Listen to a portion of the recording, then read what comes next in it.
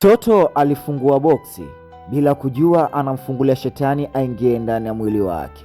Picha yetu inaanza katika eneo moja tulivu. Tunamwona bwana mama au bibi mtu mzima akiwa amesimama na mbele yake kulikuwa na boksi ambalo analiangalia na akalichukulia nyundo bwana aenda akalitwange lile boksi lisambaratiki. Lakini mara ghafla ajabu, lile boksi linamshambulia au mwanamama huyu anashambuliwa na kiumbe ambacho hakioni wala kukisikia wala kukiona kwa macho ya kawaida. Hiki kiumbe kikilimfanya mama kitu kibaya na mama yule alipona, lakini hali yake ikawa mbaya. Tunakuja hapa tunamwona hapa anaitwa Clyde pamoja na familia yake Emily pamoja na Hannah, na huyu hapa ni mke wake ambao wameachana ambaye anaitwa Stefan na huyu Clyde ni mtu na mume wake, lakini kwa sasa hivi wameshaachana na mwanamama amedai talaka na sasa hivi yuko na mwanaume mwingine na kuendeleza maisha yake. Na mchizi hapa amekuja leo kutaka watoto wake kidogo kama inawezekana atoke nao, na huyu hapa anaitwa Brett ndio ambaye mume mpya wa huyu mama. Stefan alimkaribisha vizuri Clyde, na Clyde leo alikuja kuchukua watoto wake kwa ajili ya kwenda kukaa nao likizo. Na hapa tunamwona Hannah pamoja na Emily, leo baba yao amekuja kuwafuata na Stefan alimruhusu vyema aondoke na watoto wake. Haya, akiwa katika na gari na watoto wake na kuambia jamani, hakika wanangu nimekutafutieni nyumba mpya na kule tena sikai tena, kwa hiyo kama tuna nyumba mpya basi tuendeleze maisha hapa. Baba leo amekuja kuwachukua watoto kwenda kufly nao ama watoto kupata kukaa nao, na kweli walikuja katika nyumba mpya, waligonga chairs na usiku ulipofika wakaendelea kula. Kwa kuwa baba aliwamisi sana watoto wake, basi alikuwa na muda mwingi leo wa kucheza nao, na siku ya pili yake ilipofika, kwa hiyo kulikuwa na vitu wanavitaka kwenda kujazia ile nyumba kutokana nyumba ni mpya, haina vitu vingi. Wakapendezewa kwenda kununua vitu kwa hawa wauza vitu used. Basi baba hapa kwenye kushangaa na binti yake huko Emily akipita akavutiwa na lile box ya ajabu, akamwambia babake, baba, nimelipenda ile box, naomba uninunulie. Basi baba kwa kumridhisha binti yake na kwa kuwa na mapenzi makubwa na watoto wake akaona aisiwe shida. Lakini kipindi Emily anachukua lile box, yule mama ambaye alikuwa anaitumia lile box anamkataza, lakini bwana mdogo aliona kama huyo mama anamkaripia, kwa hiyo ikabidi aogope na wakalichukua lile boksi na kuondoka nalo. Lakini baba hapa kipindi anataka kumfungulia alishindwa na kupata simu ya maongezi. Kwa hiyo Emily alijisikia bored sana, kwa nini baba ameshindwa kumfungulia boksi lake. Lakini usiku ulipofika, bwana mdogo alikosa kabisa usingizi na muda wote akiliwaza lile boksi. Lakini ajabu, mchana alishindwa kulifungua, na sasa hivi kiulaini boksi linafunguka. Ajabu, anakuta jino la mtu ndani ya boksi lile. Umeelewa? Anakuta jino, anakuona kioo na anakuta pete. Yeye alichokiona kitu cha muhimu na kitu cha msingi, yeye moja kwa moja alivaa ile pete. Baada ya kuvaa ile pete, bidada akalala. Kumbe pale ilikuwa tayari. Lakini asubuhi hapa anapoamka kuna kitu kinamtisha, jamani, panya. Ikabidi pale wamuue yule panya, kumpiga, basi hili mradi mambo yakae sawa na mambo yamekaa. Lakini sasa tabia bidada huyu tangia amevaa ipete, Emily tabia yake imebadilika. Hata Hannah amuelewi mdogo wake Emily ana nini. Hata hapa akiwa anaelekezwa yeye yuko sharp, yani mapepo unakuwa mwingi.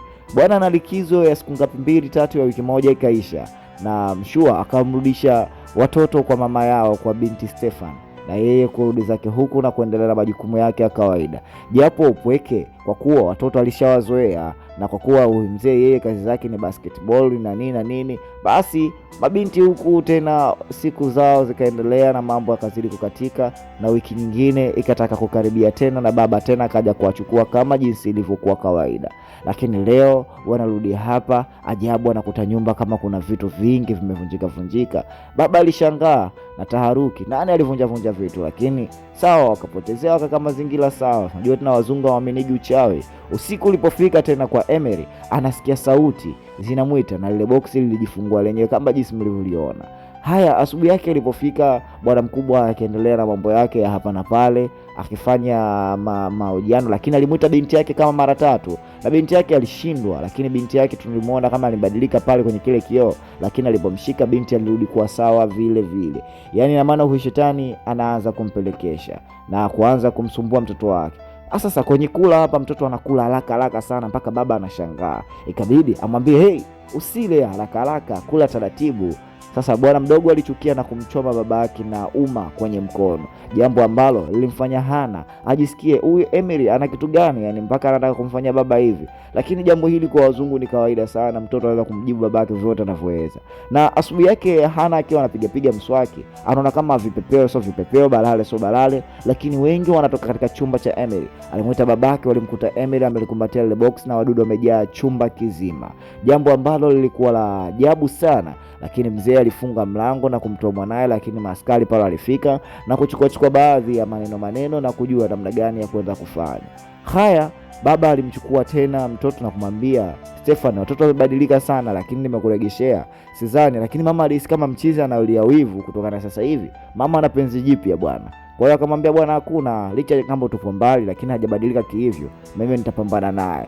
Stefan bwana akutaka kumuelewa mume wake ambaye ameshaachana naye, alihisi kama jamaa analia wivu. Basi mchizi yeye akapotezea lile swala na moja kwa moja akaenda mazozini kwake kwenda kuwafundisha watoto, na hapa alitaka kuongea na binti yake, lakini binti yake hakutaka kabisa kuongea na baba yake, na yeye alichukua simu alimpa dada yake Ana.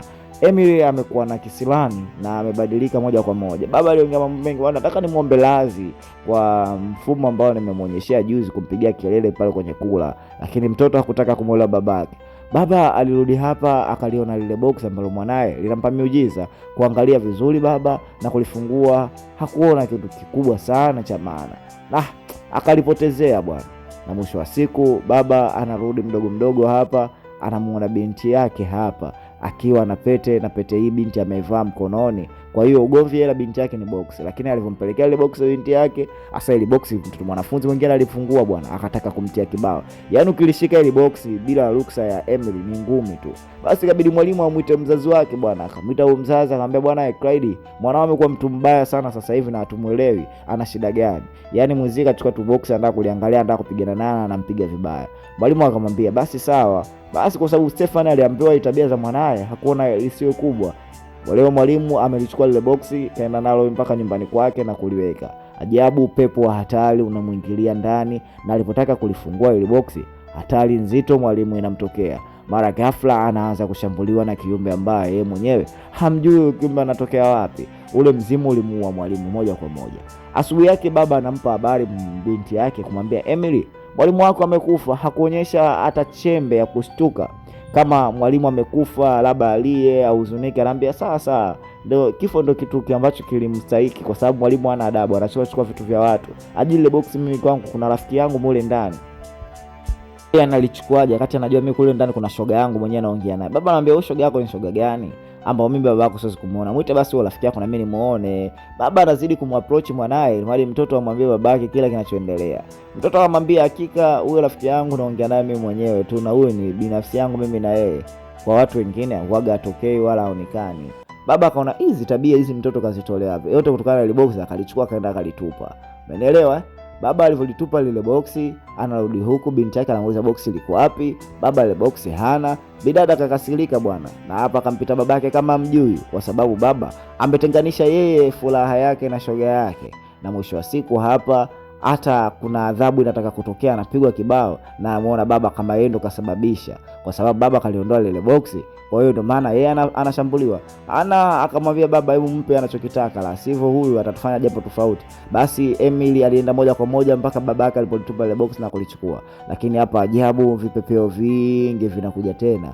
Anaambia, nisamee rafiki yangu. Baba tu msamee, kwa sababu baba ndo amefanya hivi. Basi kuna wadudu wengi wakaanza kumzunguka na kumuingia ndani ya kinywa chake. Moja kwa moja walizama, na Emily alidondoka chini, na baba yake Clyde alikuja pamoja na Hana wakamchukua moja kwa moja. Lakini sasa hivi huyu ni mamake Stefan. Mamake Stefan hakupendezewa ile tabia iliyotokea na kuita mapolisi hapa na kuhisi kama baba anawasumbua watoto wake. Basi swala likaenda likaisha. Hapa mzee anamwambia umbe mwezio usiingilie mambo ya kuhusu, na wakamkuta hapa mtoto kwenye pete yake ana pete nzito. Mama alilalamika sana, akamwambia, wewe ni mshenzi, watoto huwezi kukaa nao vizuri, hakuna siku ambayo umeweza kulea wewe. Baba alijitahidi kumuelezea, kumwambia bwana situation so mimi mtoto huyu amebadilika, ina maana kuna kitu cha ziada kutokana na hilo boksi. Mama hakutaka kumuelewa kwa sababu unajua tena mkishaachana unaonekana kinyesi tu, kwa sababu pale mama yuko na mtu mwingine. Baba alichukua lile boksi moja kwa moja kulipeleka kwa watu ambao wanajua kufuatilia historia. Huyu mzee akamwambia ile boksi limetengenezwa huko na Wajeushi, yani Wajeushi, watu wa Israeli hao wa zamani, na walitengeneza ile boksi kwa maana yao kuna vitu ambavyo wanatumia humu kuwasaidia katika vita. Kwa hiyo mzee alizidi kumfafanulia ili mradi jamaa aweze kuelewa. Akamwambia hii lakini si salama sana, kwa kuwa labda huenda kuna kitu ambacho kilikuwa tofauti kiko ndani ya ile box na kitakuwa kimemwingia. Jamaa baada ya maelezo yale ya msingi, basi akaendelea kuambiwa kama yeyote ambaye alichukua ile box hili lazima ingiliwe na pepo ama mdudu, na ile pepo litamsumbua siku zote. Kwa hiyo jamaa akaendelea kufanyia ufumbuzi, boksi wapi limetokea na shida yake ni nini. Bwana asubuhi hapa akachukua Biblia kidogo ili mradi kumkaribia kwa na Mungu, ili mradi mashetani siku zote maneno ya Mungu yanazingua. Lakini hapa ajabu, kitabu hiki jamaa alipoanza kukisoma tu kitabu kikatupwa mbali zaidi na zaidi. Yani kwa kuwa huyu mzee sasa hivi yeye sasa akajifanya mcha Mungu. Mungu alikuwa mjui, sasa hivi atakushika Biblia. Na unapokuwa huna imani bwana, shetani atoki ngo. Mbona Biblia ilivyofanywa hivyo? Basi mzee akaona moja wala mbili, lakini alikuja hapa hana na kumwangalia babake kwa huruma. Baba alichoka, akaona hapa la sivyo itakuwa shida, na kutokana mama yake hakumtaka kabisa ujamaa aingie huku au kwa huku. Akaenda moja kwa Tazadodi. Tazadodi yeye ni mcha Mungu mkubwa ambaye yeye siku zote anamtumikia Mungu. Kwa hiyo alikuja hapa na ile boksi akaelezea, lakini Tazadodi na watu wake wakamsikiliza vizuri, wakamwambia bwana, hakika huyo amemfungulia shetani ambaye sasa hivi yuko ndani ya mwili wake. Bila kumfungulia huyo shetani asingetoka ndani ya boksi hili. Kwa hiyo shetani ametoka kwa sababu amefunguliwa na ameamriwa kuingia ndani ya mwili wake. Jamaa akamwambia basi jamani, nisaidieni kwenda kumtoa huyo shetani. Watu wake walikataa na jamaa alikataliwa. Kwa hiyo akawa hana namna, na yeye muda wote akawa anamwaza binti yake. Lakini Mungu si Asumani, walimwambia bwana, hakika wewe nenda, tutajua tutakusaidiaje. Japokuwa aliwabembeleza sana, lakini kikosi chote kiligoma yeye kuondoka na yeye au kukichukua kile kikosi waenda kumsaidia binti yake. Wakamwambia hakika hilo shetani ni kubwa, kwa hiyo nenda tu, usitaki kutupa sisi majanga ambao sisi hatuyajui. Kipindi anaondoka, Tazadodi alimfuata akamwambia bwana, mimi nitakusaidia kwenda kumtoa huyo shetani. Na basi safari kaanza kutoka huko walipotoka kwa Tazadodi na kwenda kwa kina Emily, ili mradi kwenda kumsaidia Emily na kusaidia familia yake. Hapa Tazadodi alikiangalia hiki kioo vizuri, akamwambia ngoja kwa tuangalie jina la huyo mtu linaitwa nani. Wakaliona jina la huyo shetani ambao linamsumbua huyo mtoto, na si mwingine bali alikuwa anaitwa Binyarwanda. Basi akamwambia huyo Binyarwanda ndo huyo shetani ambaye yuko ndani ya mwili wa huyo bwana mdogo ambaye anamsumbua huyo. Kwa hiyo kibwengo kishajulikana kinaitwa nani. Lakini hapa ajabu, mwanamama anasikia sauti huko na alimkuta mwanae Emily akifanya mambo ya hatari sana. Emily alitaka kumdhuru mama yake na mama aliogopa sana kumkuta binti yake. Na hapa ghafla alipotea, na mwisho wa siku Emily anamtokea nyuma mama yake akiwa ameshika klasi, na huyu shetani Binyarwanda anamforce Emily amue mama yake. Lakini ghafla Emily alijikontrol yeye mwenyewe kwa sababu huyu shetani hakumuingia inavyotakiwa. Siku yake ilipofuata, Emily babake wa kambo akiwa anafuta gari hapa, Emily akaanza kumfanyia babake wa kambo mizinguo. So unajua tena mtu akiwa kupendi, basi na shetani na kwa alikupendi vile vile. Kwa kuwa yeye alikuwa mtaki babake wa kambo, basi wewe leo akamfanya jambo baba wa kambo, jino moja likaanza kutoka na damu nyingi zikamtoka. Na baba wa kambo kilichomtokea ni kikubwa sana. Basi Emily anakuja hapa, anamkuta mama yake Emily anakuja, anamkuta Emily amedondoka chini na kumchukua Emily moja kwa moja kumpeleka hospitali. Na hapa hata alipompigia baba yake alipokea, akamwambia bwana, usijali, mimi nakuja, najua kitu gani ambacho kinaendelea. Basi hapa kwenye ultrasound bwana wamemtia ndani, na leo ajabu wanakuta mwili mwingine ndani ya mwili wa mtoto wao. Unaona pale ule shetani Binyarwanda alipokaa ametulia ndani ya kifua cha ubibi, ndio maana mwili wote wa Emily unakontroliwa na huyu bibi Nyarwanda. Chua naye mara ghafla aliingia pale na kumkuta Emily amelala. Mama alishtuka, Hana alikuja kumwambia baba, na Stefan amwambia tunafanyaje sasa tumsaidie mtoto? Akamwambia nimekuja na Tradogi huyu hapa, atafanya kila kitu na atamsaidia mwanetu na mwanetu atapona. Basi bwana kumchukua huyu bwana mdogo na kwenda kuangalia eneo gani la wazi ili mradi afanye ibada zao.